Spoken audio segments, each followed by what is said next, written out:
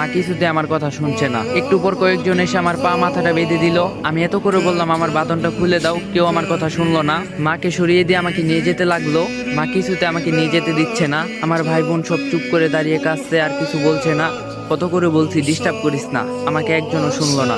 কেঁদে চলছে, একটু বেশি ঘুমালে বাবা বকা দিত, কিন্তু এখন চুপ করে দাঁড়িয়ে চোখের পানি মুছতাছে, আর একটা বকাও দিল না আমাকে। মাকে জোর করে সরিয়ে দিল কয়েকজন, আমাকে নিয়ে অনেক মানুষের সামনে শুয়ে দিল একটা ছায়া, তারপর জানাজা পড়ালো। আমার জানাজা শেষ নিয়ে গেল, আমাকে একটু দূরে একটা মাটির গর্তে রেখে আসলো। বাবা আর ভাই দুজনে মিলে মাটির গর্তে নেমে আমাকে কোলে করে তুলে নিয়ে মাটির গর্তে শুয়ে দিল। একটা বালিশ চাদর কিছুই দিল না, একটা লাইটও দিল না। আমার পা আর মাথার কাছের বাঁধনগুলো খুলে দিল। আমার উপর খুব তাড়াহুড়ো করে কিছু কাঁচা বাঁশ দিয়ে ঢেকে দিল।